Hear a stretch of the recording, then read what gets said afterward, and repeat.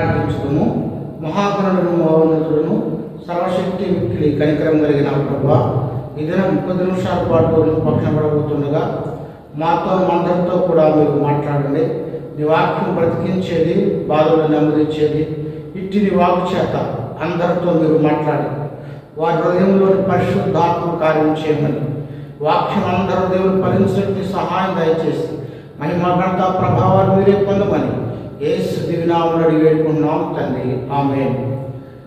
ఈ దినంలో ఏర్పాటు చేయబడిన పరిశుద్ధ లేఖన భాగము లూకాసు సువార్త 22వ అధ్యాయము 1వ వచనాన్ని చదువుతున్నాను. పస్కానబడిన పులియని రొట్టెల పండుగ సమీపించును. ప్రధాన యాజకులను శాస్త్రులను ప్రజలకు భయపడి కనుక ఆయన ఎలాగూ సంహరిస్తునో అని ఉపాయం వెతుకుచుండ్రి. ప్రియులారా, చదవబడినటువంటి లూకాసు వార్త 22వ అధ్యాయము యేసు ప్రభు యొక్క వీడ్కోలు మాటలు. ఆయన సిలువకు ఎక్కడై ఉన్నాడు. చివరగా తన శిష్యులతో కూడా కలిసి భోజనం చేయాలని ఆయన ఆశ కలిగి ఉన్నాడు. అందువల్ల యేసు ప్రభు ఆయన యెరూషలేము నాకు వెళ్ళటం జరిగింది. అది పస్కా అనబడిన పులియని రొట్టెల పండుగ సందర్భంగా ఇశ్రాయేలులకు ప్రతి ఏటా ఈ పస్కా ఆచరించాలని దేవుడు చెప్పాడు. అది విమోచనకు జ్ఞాపకార్థమై ఉంది.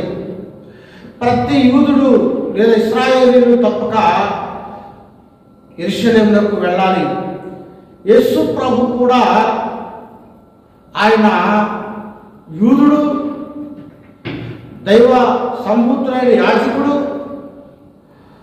యూదయ సమరయ గలిలయలో ఆయన అనేకమైన అద్భుతాలు ఆశ్చర్యకార్యాలు చేశాడు.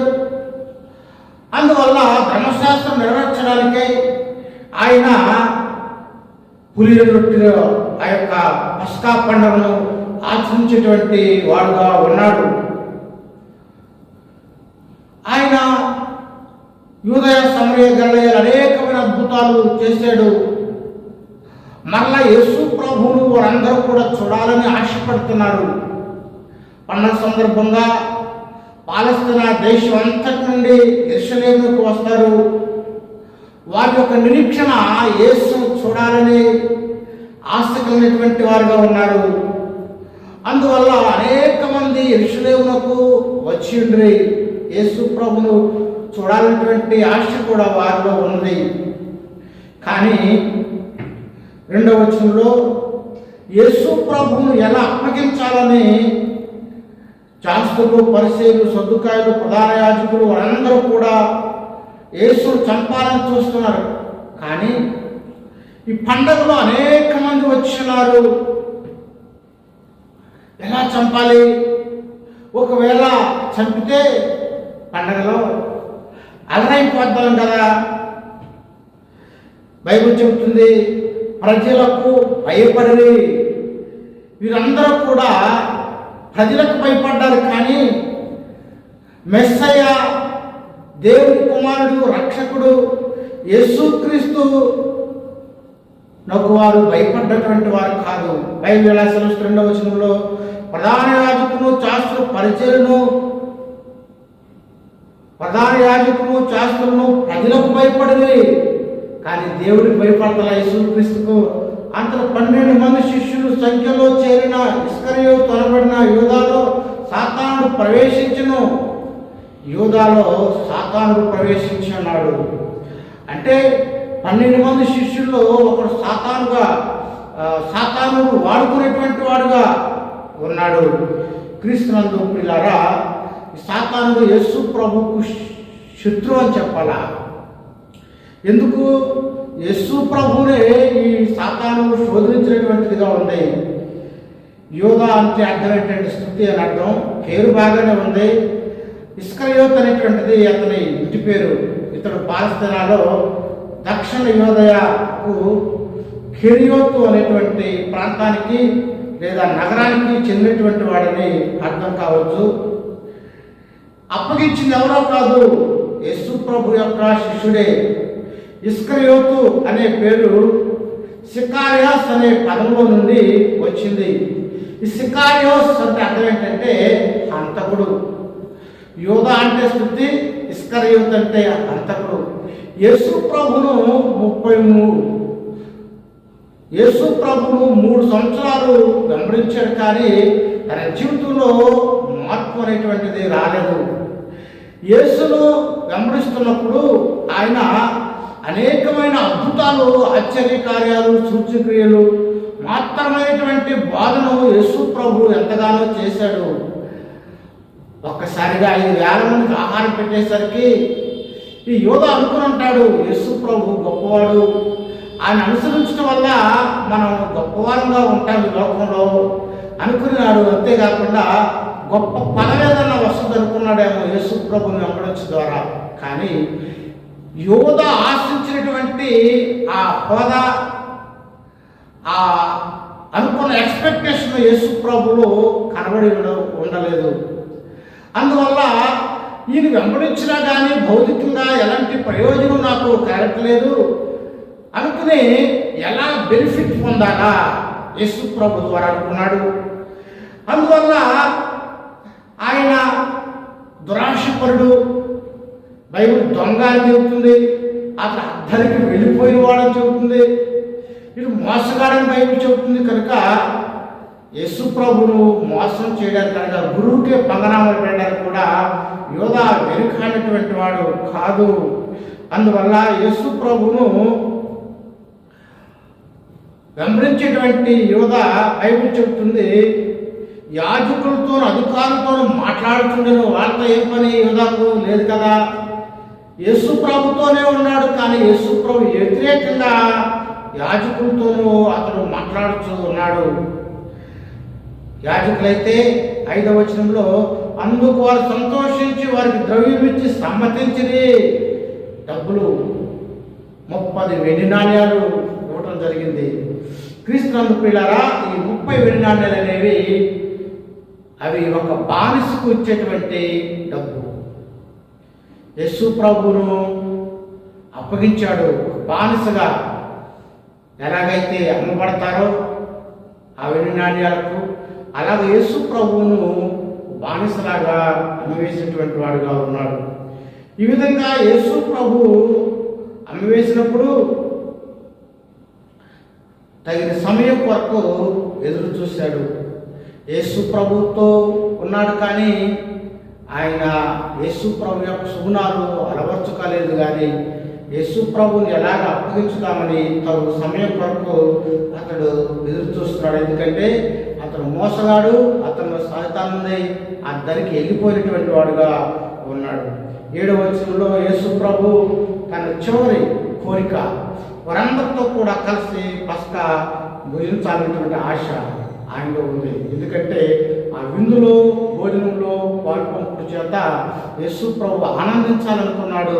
అలాంటి ఆ గడియ రానే వచ్చింది. 7వ వచనం, పస్కా పోషణ వదులుకోవాల్సిన పులియని రొట్టెల దినం రాగా యేసు పేతురును యోహాను చూసి, మీరు వెళ్ళి మనం భుజించుటకే పస్కాను మన కొరకు సిద్ధపరచునని వారిని పంపెను.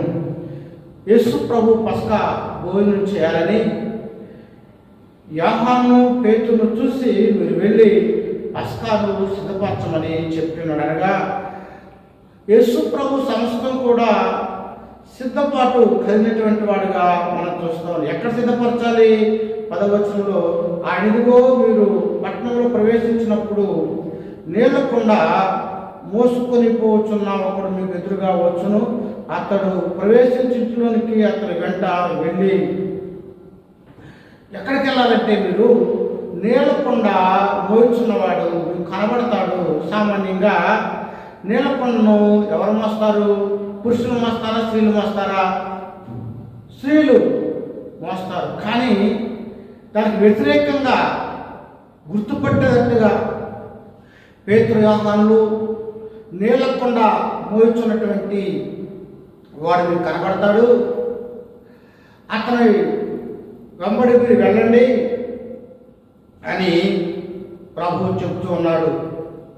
11వ వచనంలో, నేను నా శిష్యులతో కూడా పస్కాను భుజించుటకు విడిది గది ఎక్కడని బోధకుడు నిన్ను అడుగుతున్నాడని ఇంటి యజమానితో చెప్పుడి.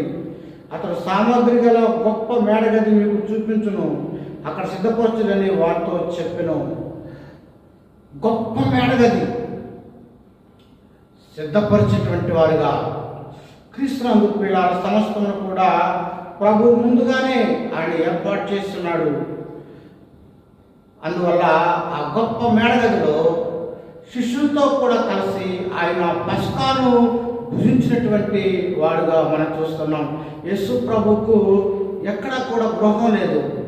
ఆఖరికి చివరిగా పస్కాను భుజిస్తున్నటువంటి ఆ గృహం కూడా అద్దె గృహంగా మనం చూస్తూ ఉన్నాం.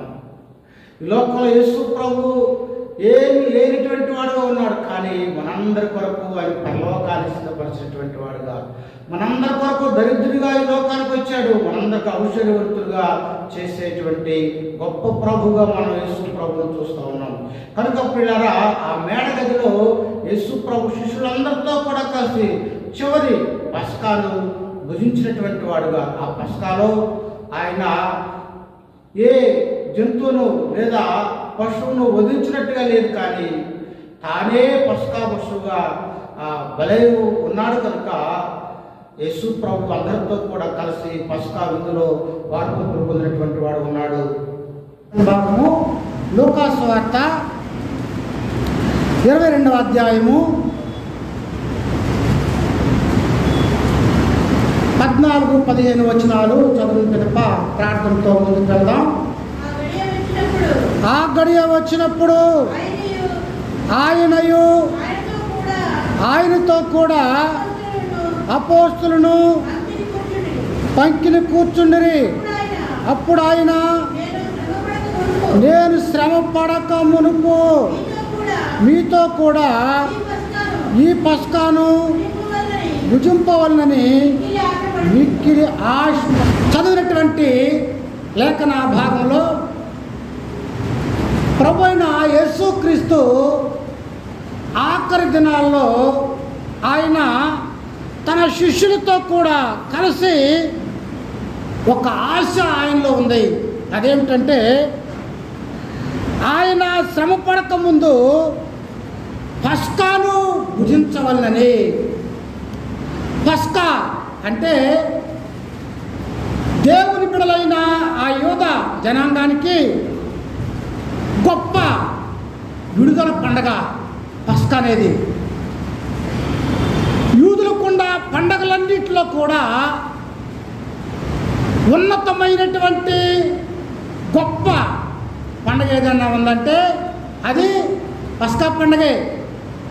యేసు ప్రభు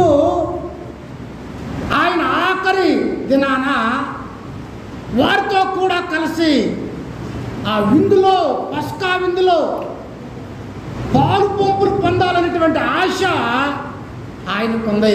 ఎవరైనా ఈ లోకంలో భోజనాలంటే అందరికీ విందు ఇన్విటేషన్ అంటే ఇష్టమైన ఉన్నారు? ఎవరన్నా ఉండరు కదా. విందుకు వెళ్ళడం అంటే, కలిసి భోజనం చేయడం అంటే అందరికీ ఇష్టమే. యేసు ప్రభు కూడా ఆయన చివరి సారిగా పస్కాను భుజించాలని యోహాను సువార్తను బట్టి యేసు ప్రభు తన సువార్త పరిచర్యలో 3 సార్లు యెరూషలేములో పస్కాలో పాలు పంపులు పొందినట్టుగా యోహాను సువార్తను బట్టి మనం అర్థం చేసుకోవచ్చు. యేసు ప్రభు తన యొక్క శిష్యులతో కూడా కలిసి భోజనం చేయడంలో ఉద్దేశం ఏంటంటే, వాస్తవంగా పస్కా అనగానే పశువు ఉండాలా, జంతువు ఉండాలి, బలి అవ్వాలా. కానీ చదివినటువంటి ఈ లేఖన భాగంలో బలైనటువంటి పశువు ఉందా? లేదు.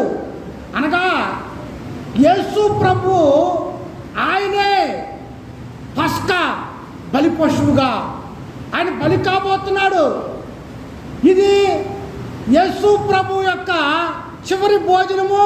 అంతేకాకుండా ఇది చివరి పస్కా ఆయనతో ముగినై ఉంది.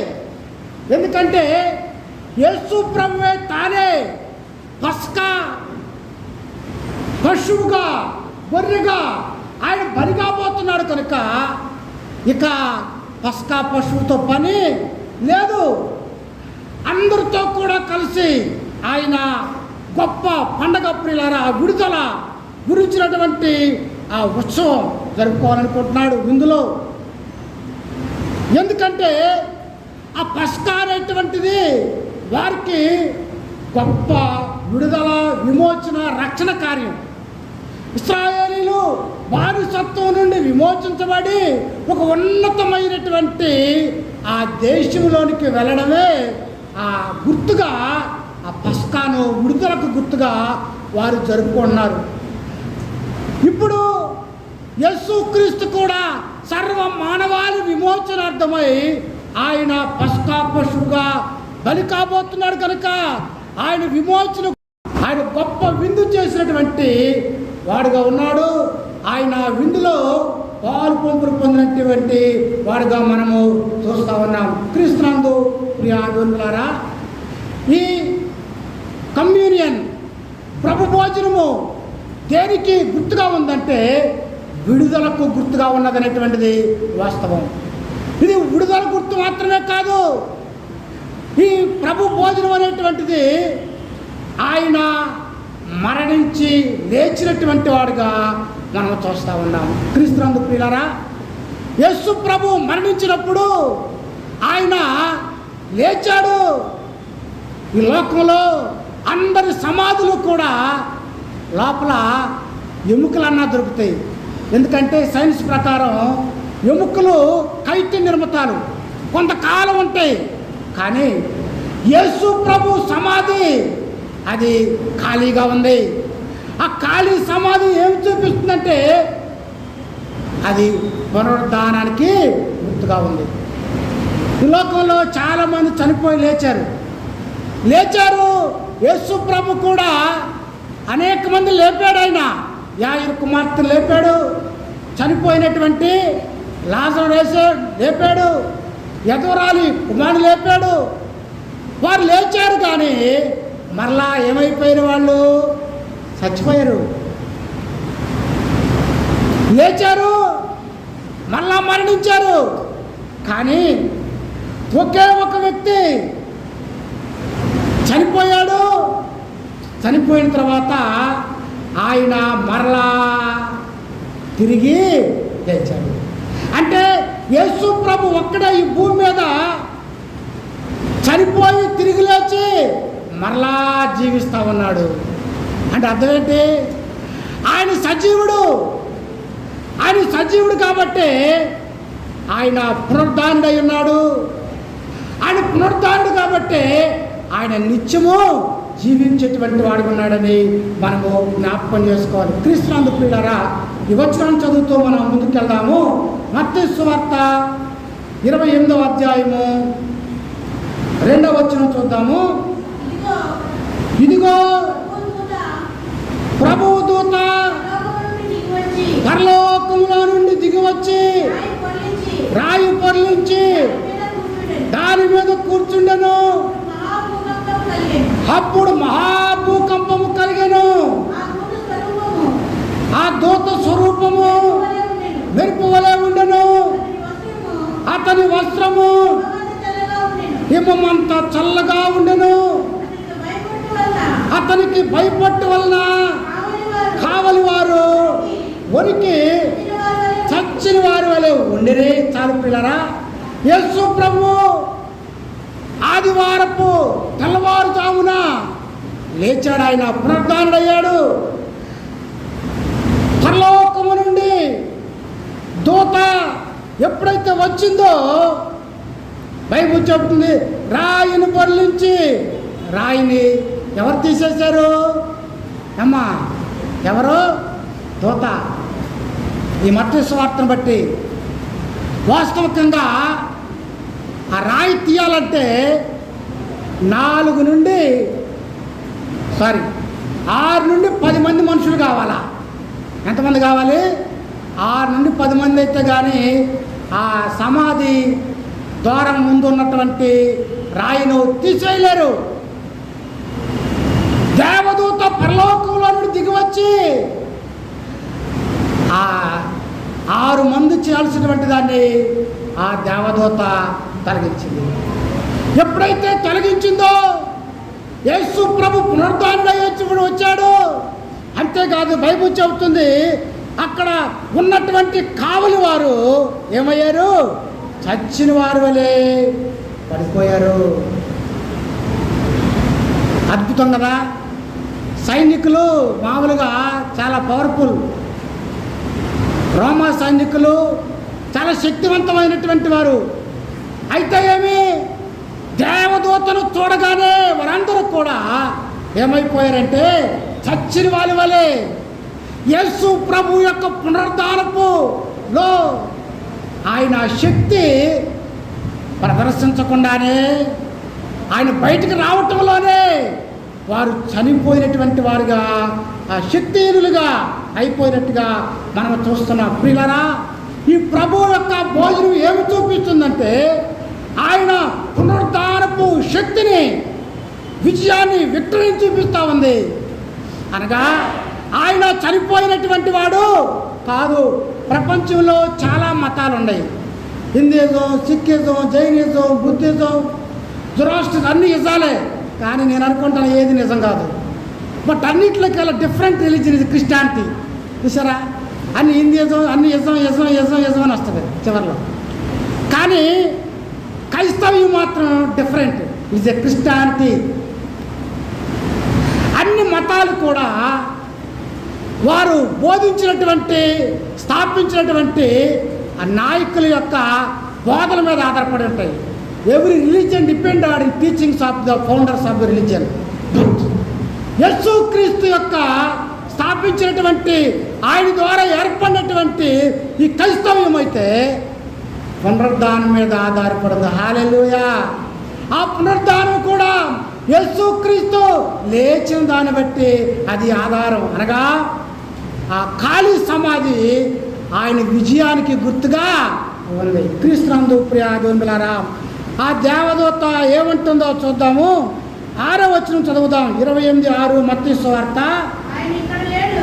మత్తయి సువార్త 28:6 చదువుదాము. ఆయన ఇక్కడ లేడు, తానే చెప్పినట్లే ఆయన లేచినాడు. రండి. ప్రభు పండుకొని స్థలము చూచి త్వరగా వెళ్ళి ఆయన మృతుల్లో నుండి లేచినాడని ఆయన శిష్యులకు తెలియజేయడు. చాలు పిల్లరా, బైబిల్ చెప్తూ ఉంది ఆయన ఇక్కడ లేడు. హల్లెలూయా. ఆయన ఎక్కడ లేడు? సమాధిలో లేడు. ఆయన సమాధి బంధించలేకపోయింది. సాతాడు అనుకున్నాడు ఆయన నేను శిలువ మీదకి ఎక్కించేశాను, ఆయన చనిపోయాడు, పీడ ఎరగడైపోయింది అనుకున్నాడు.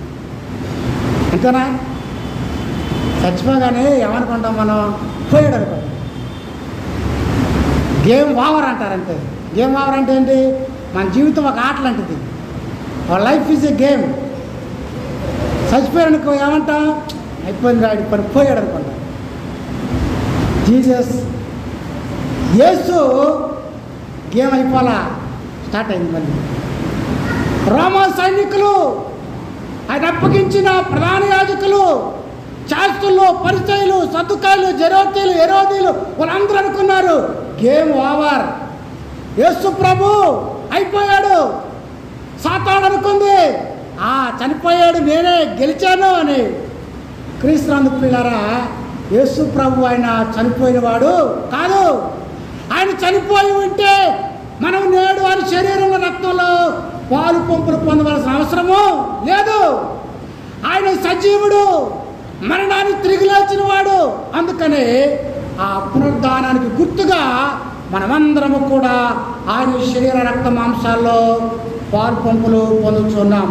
ప్రియా దేవుని బిడ్డలారా, దూత చెప్తా ఉంది ఆయన ఇక్కడ లేడు. అక్కడకు ఎవరెవరు వెళ్ళారు? చక్కగా ఉంది కదా బైబిల్ భాగంలో. మగ్దలేని మరియా, వేరొక మరియా. ఎంతమంది వెళ్ళారు? 2 of them, ఇద్దరు వెళ్ళారు. సామాన్యంగా వీళ్ళు వెళ్ళారు, కానీ యూదుల చట్ట ప్రకారం సీడీలు చూస్తే చెల్లదు. వీళ్ళు వెళ్ళి చెప్పారని ఎవరితోనన్నా యూదులు కోర్టులో కానీ స్త్రీలు చెప్తే వినరు. అందుకనే గోపాలు దూత చెబుతుంది అక్కడ, ఆయన లేడు, తిరిగి లేచాడు. దూత ఆడోళ్ళ మగోళ్ళ?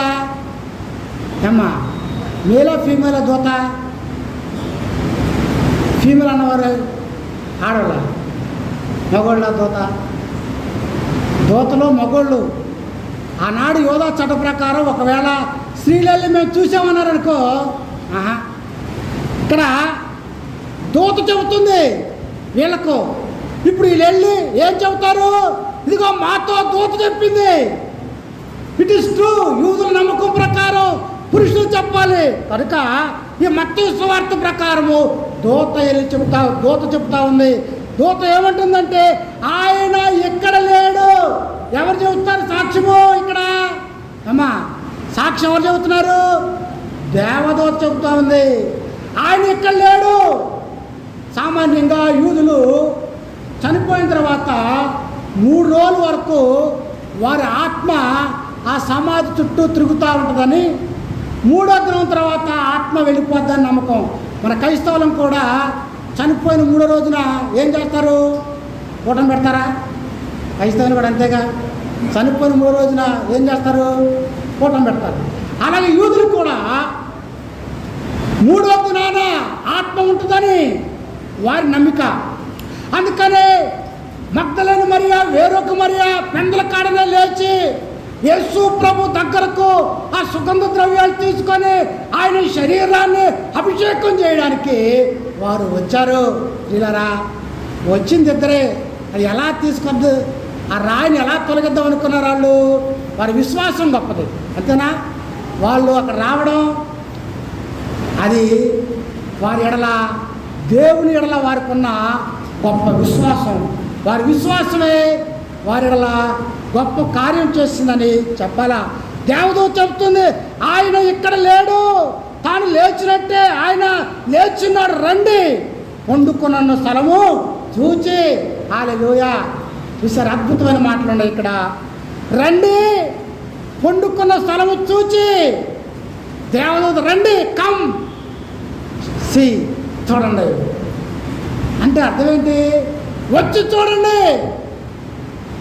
యేసు ప్రభు యొక్క స్థితి, ఆయన పునరుద్ధానుడు, ఆయన జీవం కలిగిన వాడు అని దేవదూత చూపిస్తుంది. ఏమని? వచ్చి చూడు.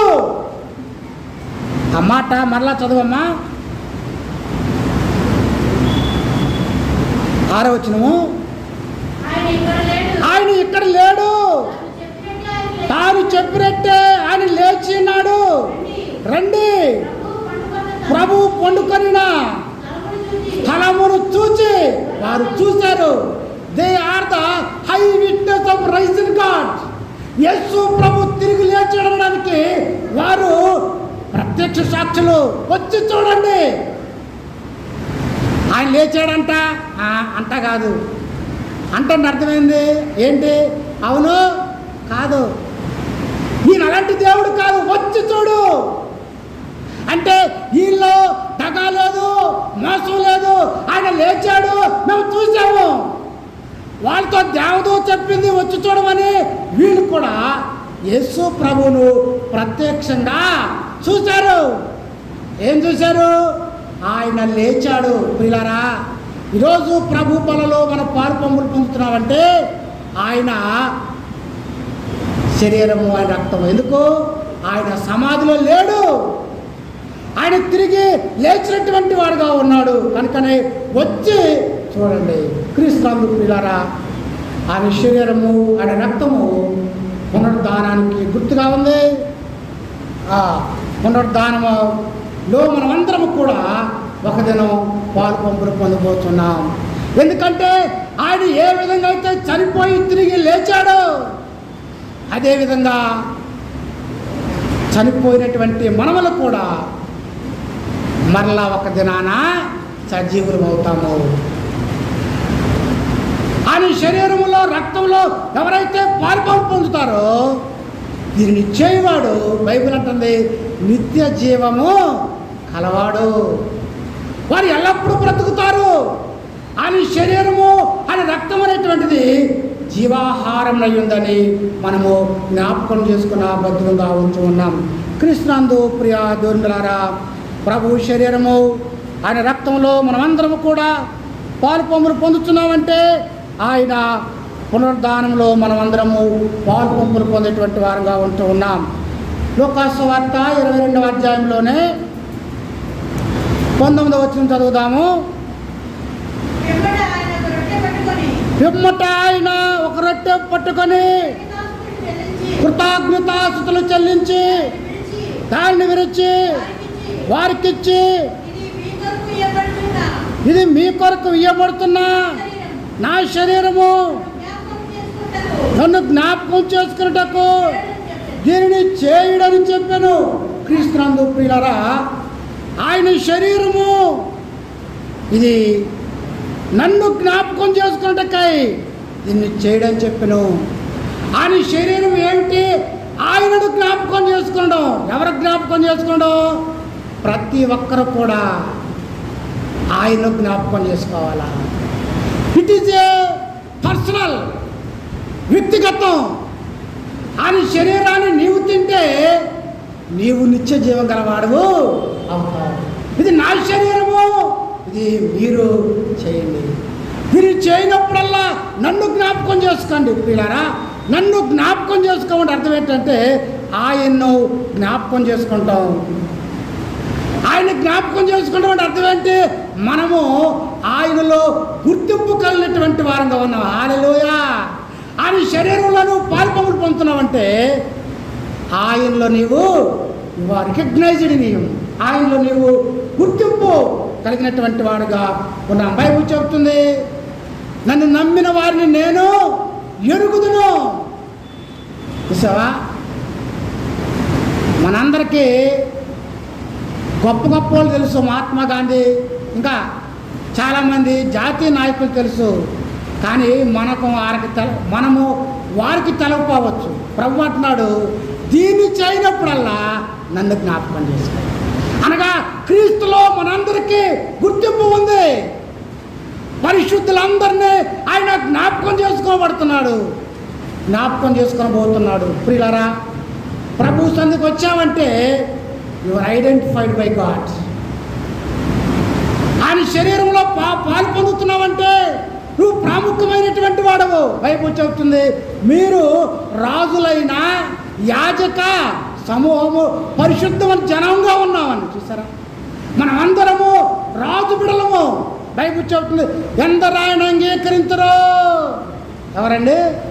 ఎందరు ఆయన అంగీకరించరో వారందరికీ ఆయన పిల్లలవడానికి అధికారం ఇచ్చాడు. క్రీస్తు శరీరంలో రక్తంలో పాలు పంపులు పొందుతున్నావంటే నీవు ఎవరి బిడ్డవు? ఆయన బిడ్డవు, దేవుని బిడ్డవు. నీవు ఆయన చేత గుర్తింపబడినటువంటి వాడుగా ఉన్నాం. అందుకనే బైబిల్ చెప్తా ఉంది, దీనిని చేయనప్పుడల్లా నన్ను జ్ఞాపకం చేసుకోండి అని వారితో చెప్పాను.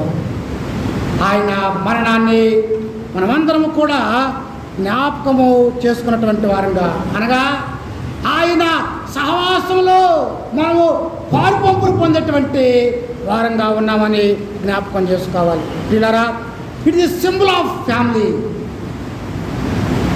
ఆయన అంగీకరించిన వారందరికీ ఆయన కుటుంబంలో భాగమై ఉన్నాం. ఆయన కుటుంబంలో భాగం అంటే కుటుంబంలో ఎవరంటారు? తండ్రి. దేవుడు మన యొక్క తండ్రి. మనము దేవుని కుటుంబంలో వారసులుగా ఉన్నాము. క్రీస్తునందు ప్రియ బిడ్డలారా, వీఆర్ ఫెలోషిప్ విత్ గాడ్. దేవునితో మన సహవాసం, దేవునితో మనము సంబంధం కలిగినటువంటి వారంగా ఉన్నామని జ్ఞాపకము చేసుకున్న బదులుగా ఉంటూ ఉన్నాం. ఆయన శరీరము, ఆయన రక్తంలో పాలు పంపులు పొందుతున్నామంటే ఈ ఆయన శరీరం అనేటువంటిది ఇది ఆహారం. ఏ ఆహారం ఇది? జీవాహారం. జీవాహారం అంటే అనగా పరలోకానికి వెళ్ళడానికి అవసరమైనటువంటి ఆహారం. హల్లెలూయా. ఈ ఆయన శరీరంలో రక్తంలో ఎవరైతే పాలు పంపులు పొందుతారో వారు పరలోకంలోనికి వారసులుగా ఉన్నారని జ్ఞాపకం చేసుకోవాలి. క్రీస్తునందు ప్రియులారా, ఈ లోకంలో మనం బ్రతకాలంటే మనమందరం కూడా ఈ లోకపు ఆహారాన్ని తినవలసినటువంటి వారంగా ఉన్నాం. కానీ మనం పరలోకం వెళ్ళాలంటే ఈ జీవాహారాన్ని ఎవరైతే తింటారో, ఈ జీవాహారంలో ఎవరైతే పాలు పంపులు పొందుతారో వారు దేవుని యొక్క నిత్య రాజ్యపు వారసులు అవుతారని జ్ఞాపకం చేసుకున్న బదులుగా ఉంటూ ఉన్నాం. యేసుక్రీస్తు ఆయన అప్పగించబడినటువంటి రాత్రి ఆ పస్కాలో ఈ ఆయన రక్తాన్ని, శరీరాన్ని వారికిచ్చి ఇది నా శరీరము అని ప్రభువు చెప్తలో మనమందరము నిత్యార్థమైనటువంటి ఆహారానికి యోగ్యమైనటువంటి వారంగా ఉంటూ ఉన్నాం. క్రీస్తునందు ప్రియ దేవునులారా, యేసు ప్రభు ఆ పస్కా దినాన అని చెప్పాడు. ఏమన్నాడంటే ఆ వచనాన్ని చదువుదాము. 22వ అధ్యాయం లూకా సువార్త 22:14లోనే ఆ గడియ వచ్చినప్పుడు ఆయనతో కూడా అపోస్తలును వంకిని కూర్చుండిరి. అప్పుడు ఆయన, నేను శ్రమ పడక ముందు మీతో కూడా ఈ పస్కాను భుజింపవల్లని ఆశపడితేనే చూసారా. ఆయన ఆశ ఏమిటంటే ఆయన కలిసి భోజనం చేయాలి. ఒక నిరీక్షణ. నా అపోస్తులంటే పంపబడ్డవారు 12 మంది శిష్యులు అనగా ఆయన ఆశ ఏంటంటే ఆయన శరీర రక్త మాంసాలు పాలు పంపులు పొందాలని. అనగా ఇది ఎవరి చేత స్థాపించబడింది? అమ్మా, ఎవరు స్థాపించారు దీన్ని? మనుషుల బైహ్యం ఆయన చేత. ఇది ప్రభువు స్థాపించాడు. ఎందుకు తీసుకోవాలి? ఎందుకు మొదటి ఆదివారం నాడు రావాలి? ఎందుకు ప్రభు శరీరంలో పాలు పంపులు పొందాలి? ఎందుకు రక్తంలో పాలు పంపులు పొందాలంటే it is order by him. ఇది ప్రభు ఒక ఆర్డర్, ఆజ్ఞ. ఆజ్ఞ అనేటువంటివి తప్పక పాటించాలి. ఆజ్ఞను పాటించలేదనుకో కోర్టు ఏం చేస్తుంది? అమ్మా, కోర్టు ఏం చేస్తుంది? ఆజ్ఞ పాటించకపోతే కోర్టు శిక్ష వేస్తుంది. అంతేనా? అవును కదా. ఇది ప్రభువు యొక్క ఆజ్ఞ. ఆయన శరీర రక్త మాంసాల్లో పాలు పంపడం అనేటువంటిది దేవుని యొక్క ఆజ్ఞ. అందువల్ల నీవు నేను తప్పనిసరిగా పాలు పంపులు పొందవలసినటువంటి వారంగా ఉన్నాం. ఆనాడు అపోస్తులు అనగా దేవుని యొక్క ఆయనతో పాటు ఉన్నవారందరూ కూడా ఆచరించినటువంటి వారుగా ఉన్నారు. అంతేకాదు, అపోస్తులు పౌలు కూడా చెప్పాడు, నాకు అప్పగించబడిన దాన్ని ప్రభు వలన పొందితిని.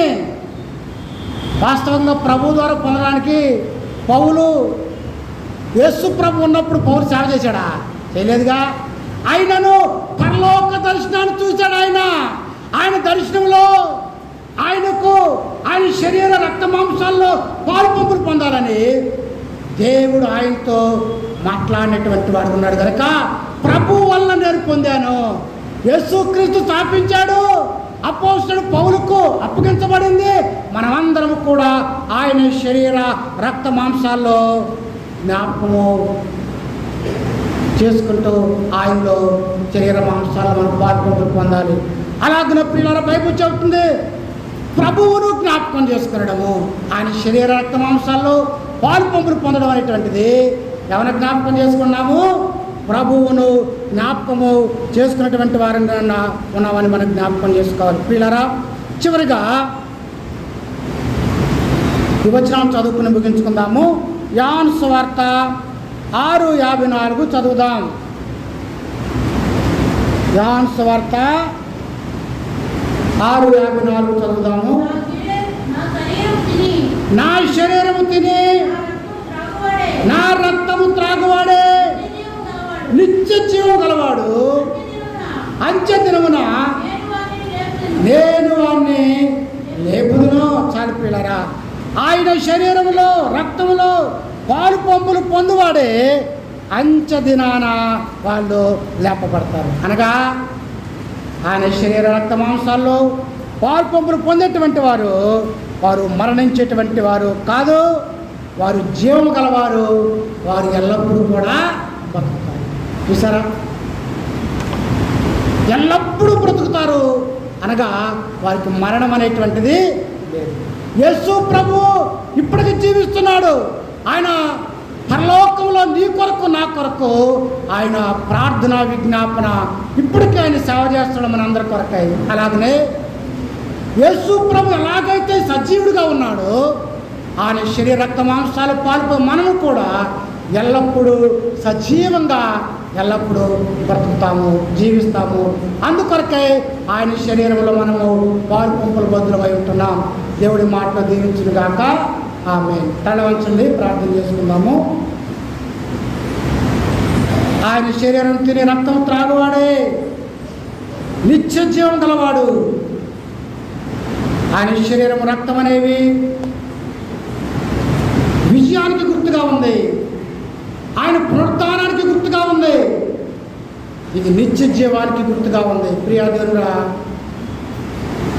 ప్రభు శరీర రక్త మాంసాల్లో పాల్గొంటూ పొందడం it is significance of resurrection, the significance of victory. యేసు ప్రభు శరీర రక్తం పాల్గొంటూ పొందటం విజయానికి గుర్తుగా ఉంది. ఆయన మరణించి లేచాడు, అలాగే నిన్ను నన్ను కూడా లేపేవాడుగా ఉన్నాడు. చిన్న ప్రార్థన చేసుకో. ప్రభువా, గొప్ప భాగ్యం మాకు ఇచ్చినందుకు స్తోత్రాలు ప్రభు అని ప్రార్థన చేసుకో. మా జీవితాలకు విజయాన్ని ఉన్నావు అని జ్ఞాపకం చేసుకో. ఆయన కుటుంబంలో చేర్చాడు. It is fellowship with God. దేవునితో సహవాసం, ఇది సంబంధం. ప్రభు బలలో పాల్పంపులు పొందడం చెప్పబడిన వాక్య నిమిత్తమై ప్రార్థించడము. మహాగణులను మహోన్నతులను సర్వశక్తి మిక్కిలి కనికరము కలిగిన ప్రభువా, ఈ వాక్యపు మాటలు విన్న అందరిలో కూడా ఈ పరిశుద్ధాత్మ కార్యాన్ని చేయండి. వాక్యం అందరూ ఫలించినట్టుగాను, తద్వారా నెమ్మది, శాంతి, సమాధానము వారి జీవితాలు దిద్దుకుని మీరు అక్కడ కొరకు ఎదురు చూసేటువంటి వారుగాను, మీ జీవితంలో ఏది కావాలో దయచేయమని, మహిమ గణత ప్రభావాలు మీరే పొందమని యేసు దినాముడి వేడుకున్నాం తండ్రి. ఆమేన్. తండ్రి ఏ ప్రేమ, కుమ్మడనే యేసుక్రీస్తు కృప, పరిశుద్ధాత్మను సహవాసం ఇప్పుడు సదాకాలం తోడయండి, కాచి కాపాడుగాక. ఆమేన్. God bless you.